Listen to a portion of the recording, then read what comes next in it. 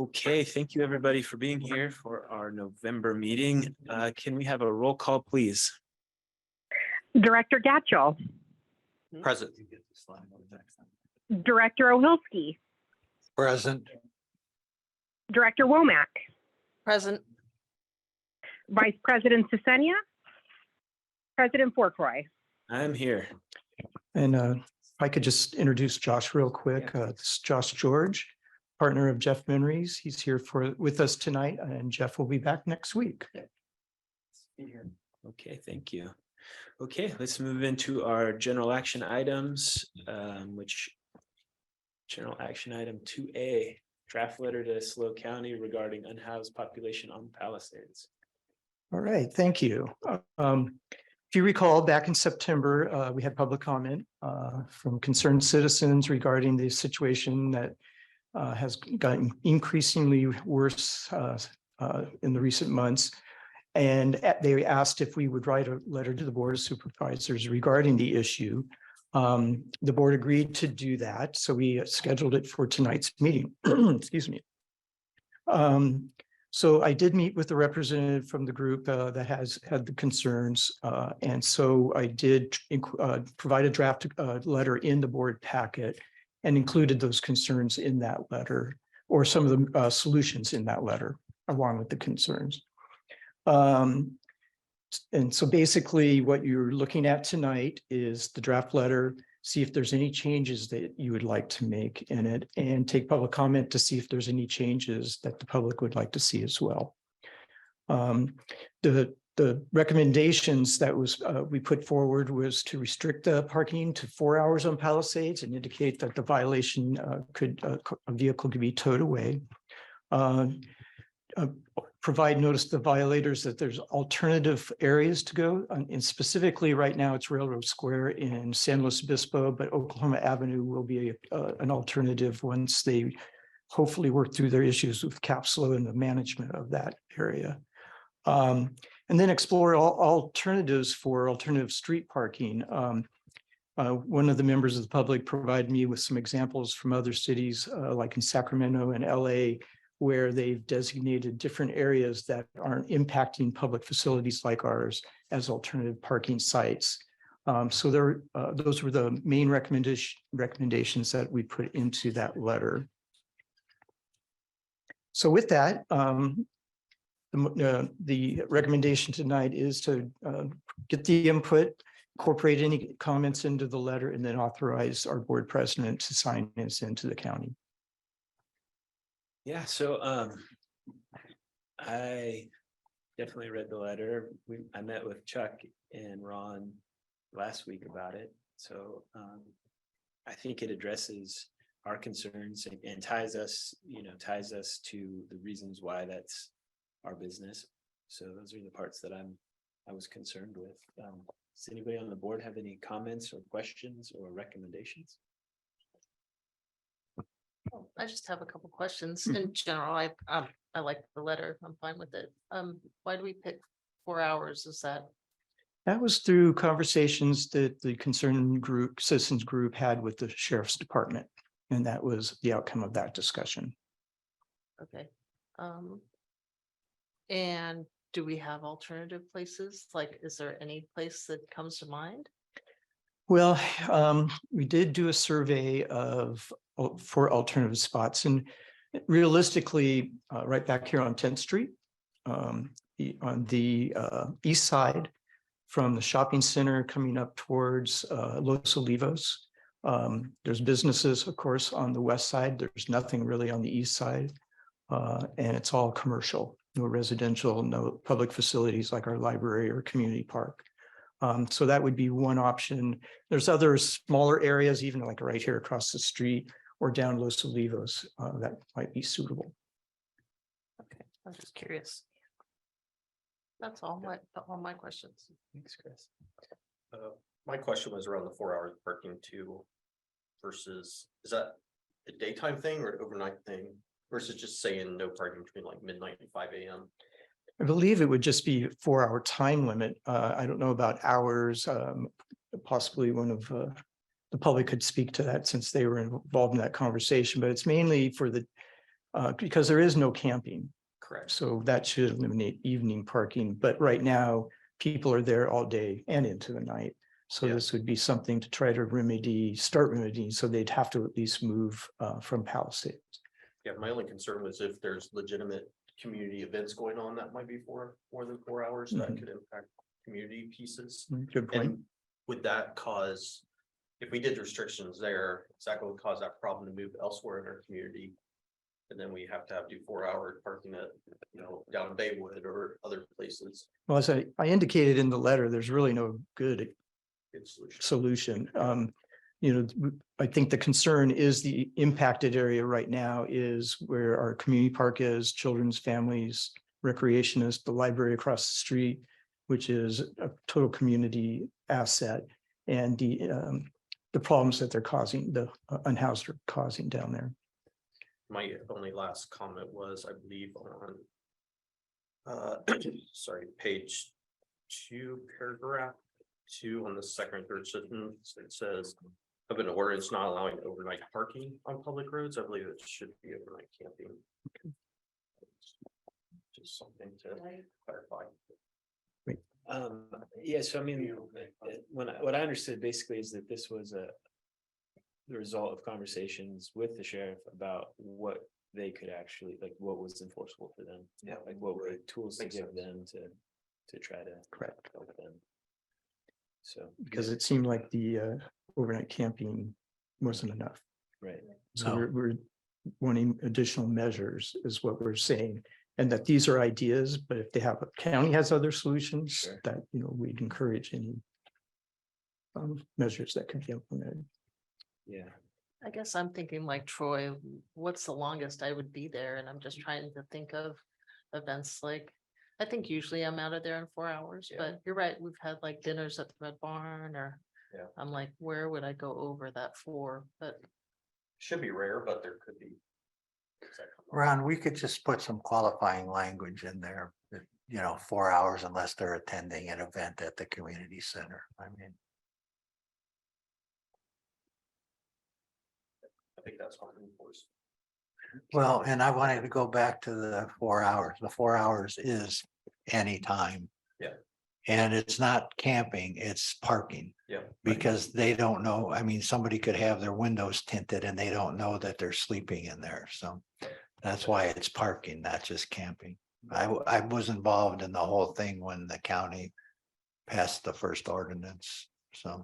The camping limitation language has proven to be legally problematic and problematic to enforce in certain instances. So there's been an adjustment in the language that's being used towards that. If I could weigh in, perhaps on the 4 hours, you could just put a qualifier in there and restrict parking to a limited time frame or something. Now, if you don't want to commit yourself to that 4 hour period at this point, you want to explore. No, more, I think do we one should way. commit to the 4 hours because we're only talking about 2 or 3 or 4 events a year, so. I'd like to, I mean, I'm speaking as the lawyer in me now. I'd like to see the qualifier just say, except if there's events, and that's. yeah, I like that because I'm thinking if you are setting up the event, you're there setting it up and tearing it down, it's going to be longer than 4. But Well- if you put the qualifier, then we're good. yeah, if you're having an event, you're paying the community center or you're paying the county to use the Red Barn. So either which way, you're like basically pulling a permit essentially. Well, like for the Christmas parade, I mean, there's some of us that are gonna be there all day and that's where we're gonna park, so. Sure. Okay, Hold on, you'll get. It's not public comment time. That was my only. yeah. Yeah, the 4 hours was the same Overall, I thing that I support the wanted. letter, those were my Yeah. questions. Yeah. I thought it was well written, that the 4 hours was the same thing. Just concerned that it's gonna spread to the rest of the town. Yeah. Okay, I am going to open our discussion for public comment. If you'd like to make a public comment and you're in the boardroom, please come up to the podium. And if you're online, please raise your hand. And at the podium, please state your name. Hi, Pam Hostetter. I'm on the South Bay Community Center Board. And what I envision, because this came out of all of us talking to Stuart McDonald extensively about this, and this was actually his way to enforce. So I envision, because we do have a lot of events out of our community center and we're getting booked, like full on booked for a couple of months right now. So that's good. I envision that whoever books would just probably have to let the sheriff's office know.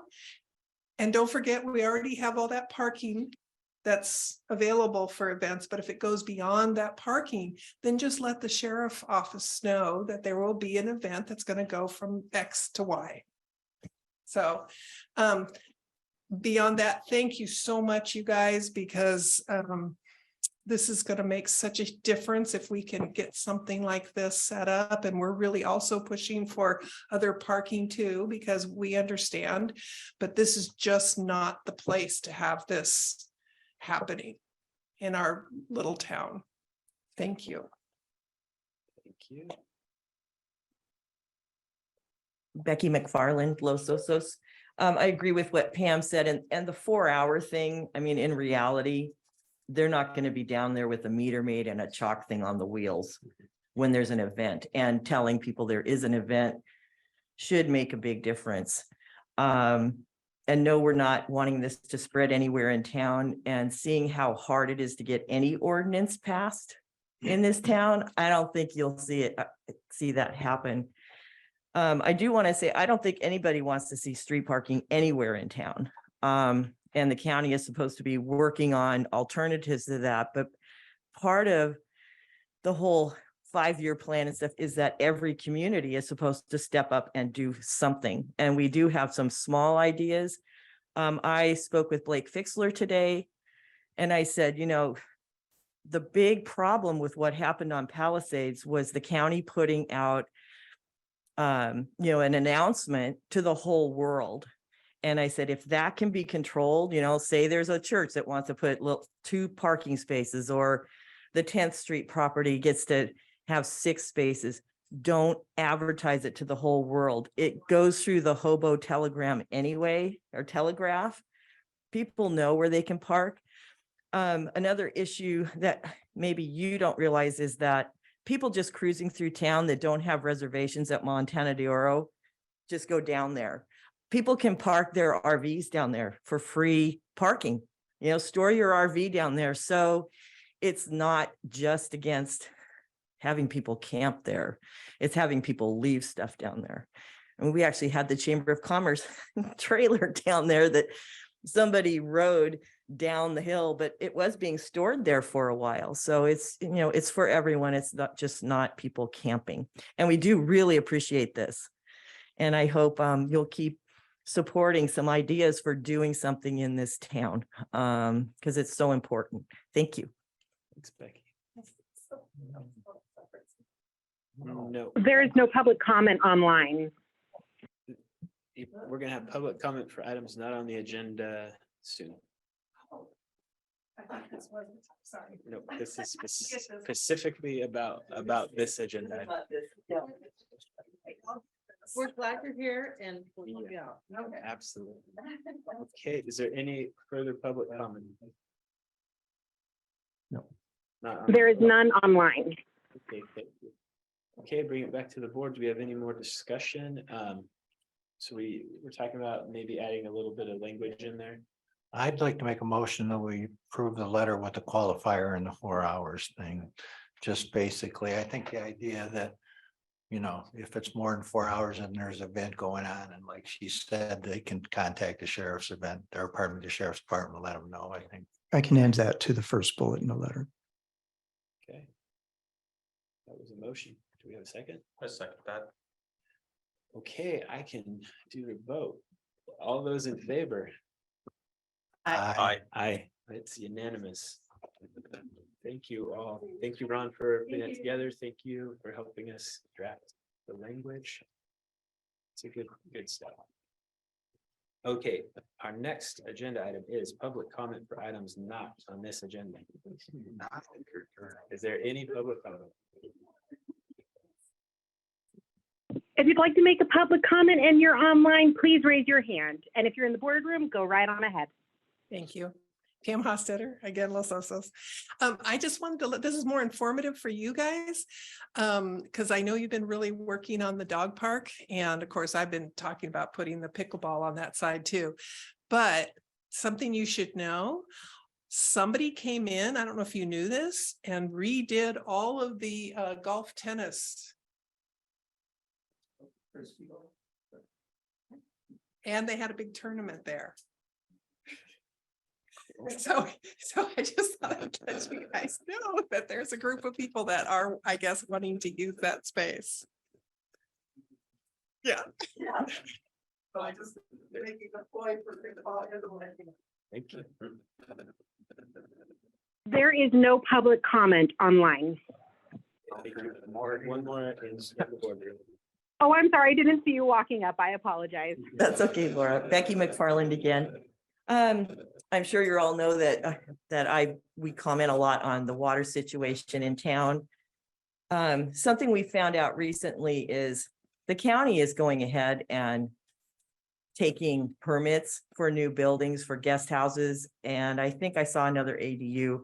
So that's going on while they're negotiating with or arm wrestling with the Coastal Commission about what the Coastal Commission said. Another issue along those lines, I finally got a list of all the vacation rentals and homestays.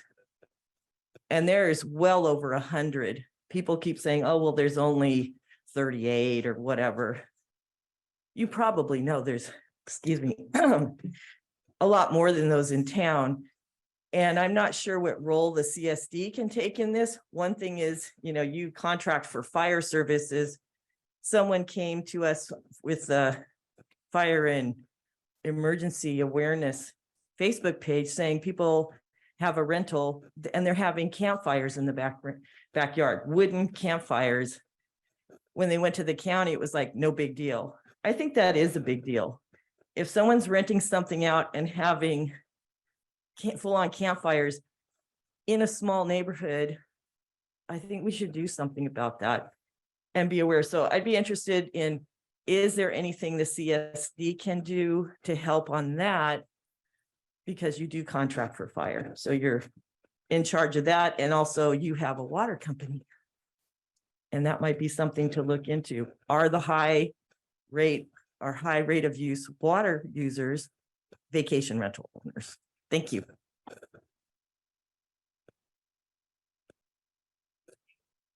Okay, thank you for public comment.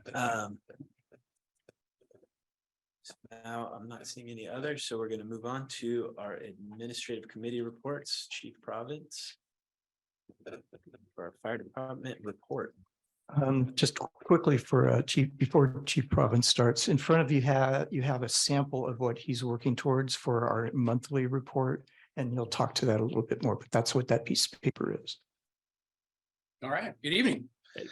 Not a whole lot going on. It's kind of a slow month for us as far as call volumes, a lot of medical aids, but no major incidents to report to you folks at this time.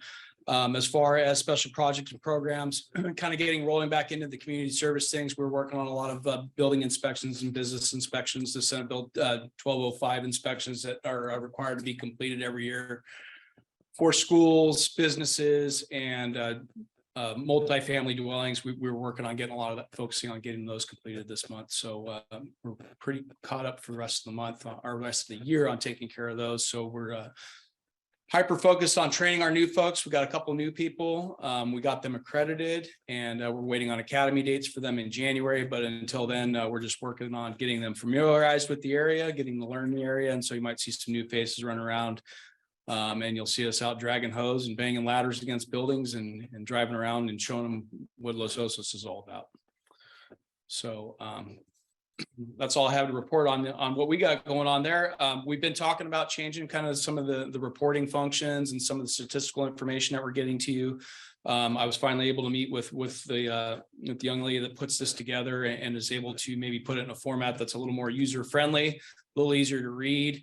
And kind of make it a little more automated so that it'll just auto-populate so that when we all leave, and you probably heard me say it before, I'd like to have things just kind of move on and continue on so that we're not having to relearn how to do everything. So in front of you have some graphs, and the statistics are a little bit different because the reporting period is going to be a little bit different than what we currently do. Right now, we're running our reporting period from the 22nd of the month to the 21st of the month. This incident summary, or monthly incident summary that I've given you is going to be just the entire month. So first of the month to the end of the month, whichever month it is. It'll be produced on the first of the following month. So in January's February 1st, the general report will come out, and it's going to automatically go to the district and automatically come to my office.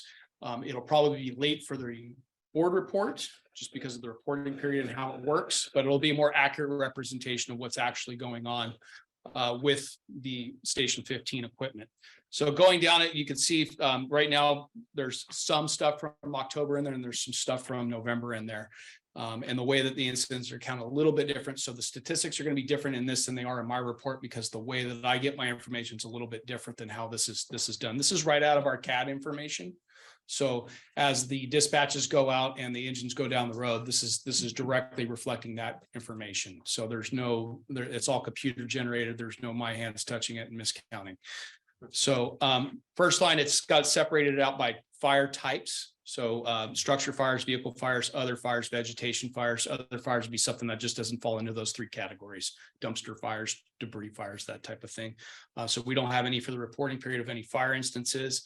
And then it breaks it down into medicals by type. So a medical TC is a traffic collision. A rescue would be either a cliff rescue or a surf rescue.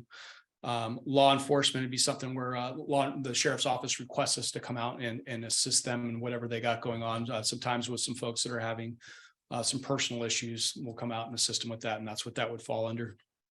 Medical is just our standard medical aids, difficulty breathing type calls or cut fingers, and then medical CPR, which is a nice addition to our statistics, so that as we look at what types of calls that we're having, and maybe when we want to look at getting some different types of equipment or upgrading our services, we can see what kind of calls we're getting in specifically in the medical aid department. Miscellaneous calls, we have our hazards. So that's going to be natural gas leaks. That's going to be power lines down, things of that nature. Other things that just don't fall into that category.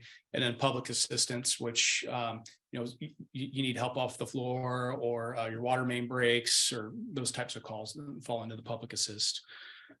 Goes down into the bottom. It says incidents per month. So it breaks it down. She went all the way back to January 2022. And so you can kind of see how they play out.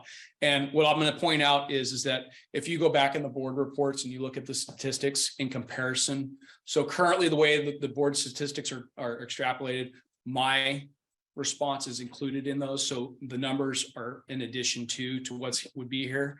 So it looks like we're running more calls because they're including the battalion chief, but I also cover quite a bit larger area than just Station 15. So it's not uncommon that I have from the Monterey County line to the Santa Barbara County line. Okay, so this is incidents minus. So this is specifically engine 15 and squad 15 without me. And so this is going to give us a pretty accurate number of what the workload of Station 15 actually is.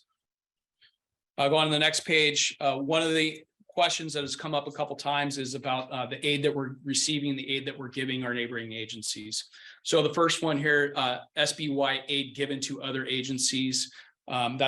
It's not necessarily listing like San Luis City specifically or Morro Bay specifically. This is just a blanket statement because of how the calls are entered into the CAD. They all just go to the SLU is our unit identifier, 3-letter unit identifier. So Medic Engine 15 assisted other agencies twice.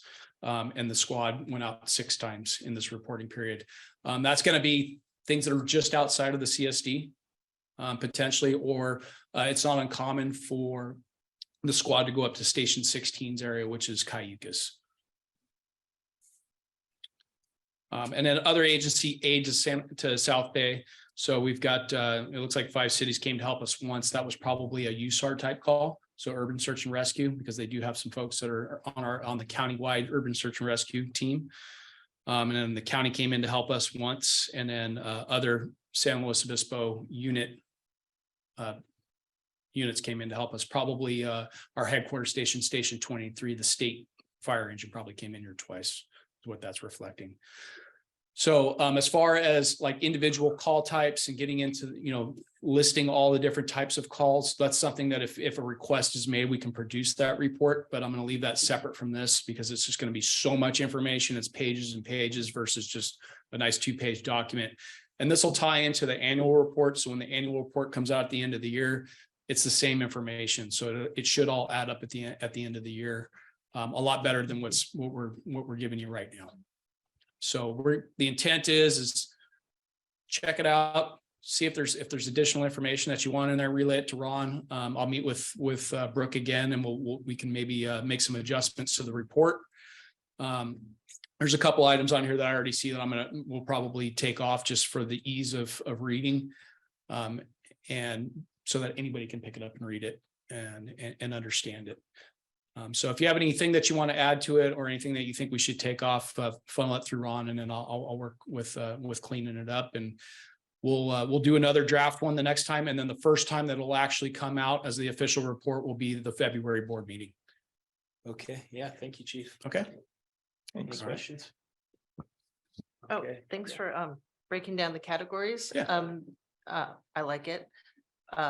Maybe a legend, Okay.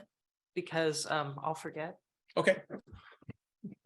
but looks great. Yeah, any little comments, let's get those to Ron, and then for sure they'll.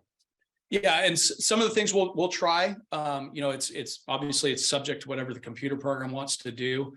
I'm horrible at that stuff. She's really good at it, so it'll be, if it can be done, she'll make it happen. And then, like I said, if I'm not here, if I'm out on an incident out of state or something, or out of the area, this will always generate, and it'll always come into the CSD, so that you'll at least have this information for the board report if I'm not available to do the report. So you'll always have this information. Okay, thank you. All right. All right, have a good evening. All right. You too.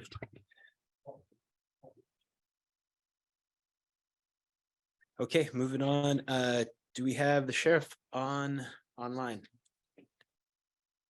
It does not look like he came online today. Okay, how about CHP? Hey guys, can you hear me? Yep, how are you tonight? I'm doing good. How are you guys? Good. All right, thanks for having me. Lieutenant Jason Grimm from the San Luis Obispo CHP office. And we had a slow month in October too. We had just 7 items to report, so I'll go over those now. We had 2 DUI arrests. The first was on the 10th at 9:56 p.m. It was at LOVR at Fairchild Way. And the second was on the 30th at 3:20 p.m. And that was on the 2100 block of 10th Street. We had 5 traffic collisions. Thankfully, they were all non-injury. The first was on the 3rd. It was at 3:40 p.m. at LOVR and Sombrero. It involved 2 vehicles, and again, it was non-injury. On the 4th, we had one at 7:25 a.m. LOVR at 9th Street. 2-vehicle non-injury traffic collision. On the 10th at 5:09 a.m. LOVR at 9th also. Solo vehicle into a traffic sign that was in the center median. Non-injury. On the 18th, 9:45 a.m. LOVR at Turi. Vehicle into a guardrail. Solo. Major damage, but non-injury, thankfully. And the final was on the 26th, 8:40 p.m. 9th Street at Napomo. 2-vehicle non-injury traffic collision. And that's it for us. Okay, thank you. Anybody have any questions for CHP? Just take that minute. Time is changing. It's going to be very dark, very early. Absolutely. Especially in and around the turn the 9th off of LOVR. All the kids trying to get their snacks. For sure. Even though I know it's there, I know it's going to happen. It still surprised me twice in the last month. All right. Thank you very much for being here. Thank you guys. Appreciate it. All right. See ya. Okay, moving on. General manager report. Yes, real quick, I'm going to go back to one utility update about our program C well, which we now call the Bay Oaks well. The drilling phase is complete. The pump testing was amazing. We're getting more production than we thought we'd get out of it, and the water quality is excellent. So that's all wrapped up. We're waiting for the final invoicing, and we have moved, because of the water quality, we are able to put on tonight's agenda RFP, a request for proposal to do the well equipping. We were thinking we might have to do some treatment. And so without that, we can move forward quickly. And that the pipeline design to connect that well to our system is coming up on 50% design. So we're moving along very well. And we have our first invoice approved from the state for our grant money, and we'll be getting a little over a $200,000 check back for that one billing period that Margaret has put together. So anyway, that's really good news. Cash flow the other way. Moving over to my GM report. I participated in the countywide water action team this month. If you remember, that's almost every water purveyor in the county participates in those meetings.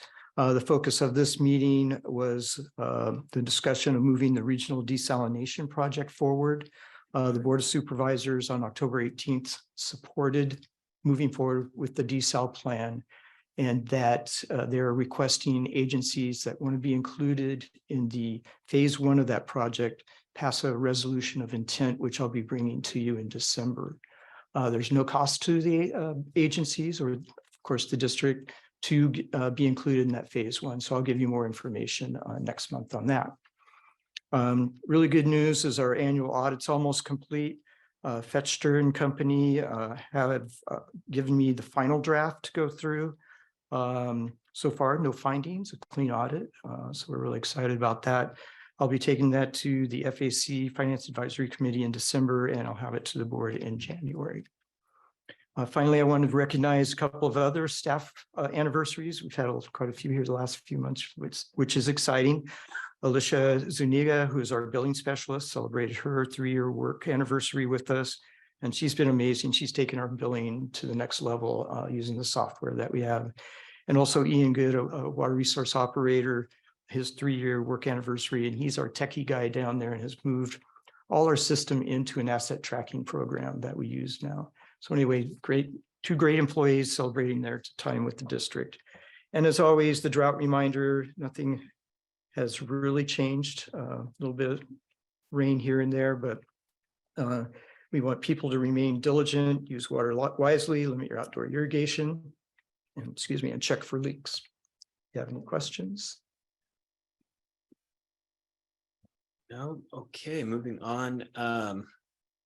We have Parks and Rec on the agenda, but there wasn't a meeting. I will plug our next meeting, which is the 15th. November 15th. And we are going to have a good discussion about the Parks and Rec element of the community plan and revisit that, and hopefully make some recommendations to the county about some of the needs which have changed since, maybe not changed, but maybe we can identify the needs more clearly than are in that document right now. Yeah, in that document, there's, passive recreation and active recreation sections, and it's evident from what we've been seeing here lately. We need to focus on the active, the need for more facilities, sports fields, et cetera. And put an emphasis on getting the community plan updated and HCP in place, right, so we can do something. Okay, utilities report. I wasn't. Yeah, Chuck's not here tonight. We went through the base management committee meeting, which I can provide a brief update on as well when we get down there. We were looking at our pumping strategies, what's going on with our wells. That the 8th Street upper well is operational. We're yet to put it into full production. That'll happen here soon. We're looking forward to decreasing the 8th Street lower well. This was all part of the conversation because we're starting to see results from decreasing the Palisades pumping, where the chloride levels have decreased significantly. And so we want to see that over in the 8th Street area. That's basically the things we covered. Thanks, Ron. How about finance, FAC? Okay. The committee recommended approval of the warrant register, and they also recommended we receive and file the financial reports. And they recommended the board receive and file the quarterly investment report. And I want to mention, I believe we still have one opening on the committee if anyone's interested in joining finance committee. or if you know somebody that would be good and could recommend them, that would be great. Um, Are there any questions on the reports?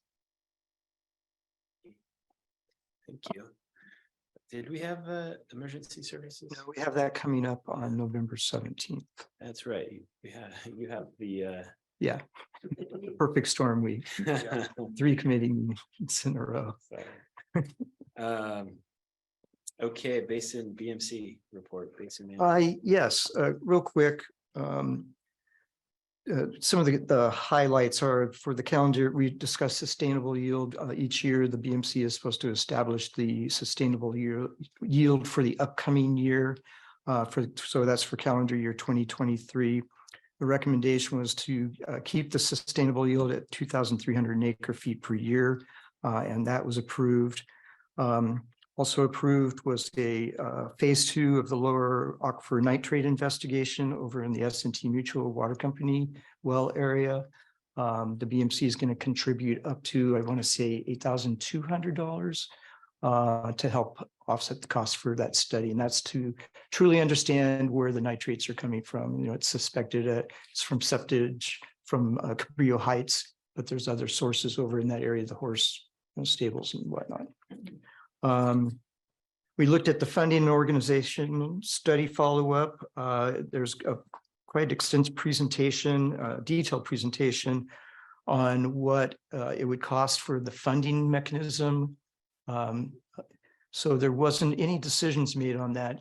The direction from the BMC committee was to come back and look at what it would take or what it would look like to just form a JPA minus the funding mechanism. And then they'll discuss the funding mechanism. Because basically what the consultant laid out was to even get to a Prop 218 vote for this community to assess themselves, it's over $100,000. And so that's a pretty big financial commitment by the BMC. So that's still an ongoing conversation. And then finally, we looked at the first draft of the fiscal year 2023 budget, which we're trying to get a new monitoring, fluoride monitoring well in the lower aquifer. I was able to secure a grant from the Morro Bay National Estuary Program for $75,000 to offset the cost. It's about $150 to drill a new well over there. So that's hopefully going to be in the budget. And we looked at revamping or rehabilitating 3 existing wells. They're not abandoned, but they're no longer in use for various reasons. And rehabbing those to add to our monitoring network. And that's going to be in the budget as well. So that's the BMC report.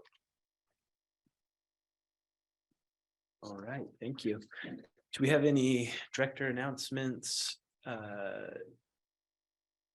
Attendance at other meetings, anything like that? Marshall, do you have any of those? Nothing tonight? there, but I had to leave early, so I went. Okay. I would just thank the chamber for putting on the Oktoberfest this year and helping get that event back. They did a good job of helping us get that going. Yeah. I think it was the best of Wow. Looking forward to next year already. Okay, there were no previously asked questions. So I'll see right now, is there any director want to pull a consent agenda item? Can we pull F? I just have a comment. Yes.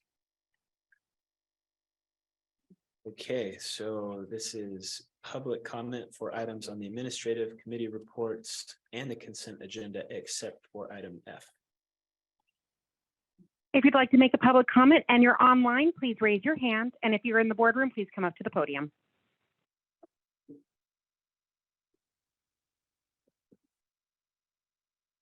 Becky McFarland again. Hooray on the water quality report on the Bay Oaks well. That's great. I love hearing that. At the last LOCAC meeting, there was quite a bit of useful discussion about community issues, parks, water, and more. And I'm relating this to utilities and water that we just spoke about. For those of you, if you're on Zoom, you may not know that LOCAC is really the only place that community discussion happens where it's not 3 minutes of public comment as you have to do, and then possibly answers to questions raised. So I find that so important, and I wanted to thank Chuck Sesena for the information he shares as he gives the CSD report. In his report and the discussion, the topic of the intertie pipeline for state water was visited. And one nugget that came out of that discussion is the possibility of using the intertie to bring desalinated water from a South County plant that is being explored. It's important to know that this will be at least 20 years from now, but infrastructure will be much more expensive at that time. In the meantime, as we wait for possible water from elsewhere, I want to encourage some creative thinking on how we can conserve more water of our own water. Dan Heimel commented to me at the wonderful Oktoberfest, that was so much fun, that he would like to know more about laundry gray water use. And in addition, he seemed interested when I brought up some ideas about pursuing incentives for community members to buy rainwater storage and gutters for homes. So recently, Maggie and Bruce Corlitz, some wonderful community members, put out the message that they were procuring 275-gallon IBC tanks, those big white tanks in the cages, for just $100 a piece. So they've been recycled, and I was able to purchase 4 and am working to get those hooked up as I pray for rain. There's another order going in soon. So if you're on Nextdoor, I think it's advertised there. On Facebook, it's on Los Osos for Good Governance. Support Los Osos, and I believe the Los Osos Fire and Emergency Awareness page. So they're easy to hook up, and I encourage you to join in on this movement, and I'll share the progress at our own house as we save another 1,300 and some gallons of rainwater. Thank you. Thank you. Okay, any other public comment? There's no public comment online. Okay, I'll bring this back to the board. I'd like to make a motion to approve the consent agenda with the exception of item number F and receive and file the reports. I'll second. Okay. I have a motion and a second. Can we have a roll call vote, please? Director Oholsky, Yes. Director Womack, Yes. Director Gatchell, Yes. President Porkroy. Yes. Okay, that passes unanimously. Now we'll go to discussion of pulled consent agenda item F, Morro Bay National Estuary Program Community Marine Debris Grant Opportunity. So I'm in favor of grants. The comment I want to make, back in my LOCAC days, it's not just Bill Lee that was personally taking care of trash. I know of at least one other spot up at the Broderson Trail. I think there's individuals that they say they came to LOCAC. Their complaint was, we advertise these trails, but then we don't have trash collection, and so they end up taking all the trash themselves at their own expense. And it might be nice if it was something picked up by the community. So, but I do know that they were talking to Bruce, and maybe the county is doing it. I'm not sure, but I just kind of wanted to, when this came up, it just made me think that's not the only citizen that is kind of shouldering the burden of our community trash. And maybe we should look to, since we have the trash, or we run the trash now, maybe we can do that for ourselves. Sure. The challenge is that you have to have a container that the garbage company can pick up. And then it has to be relatively bulletproof for public, use.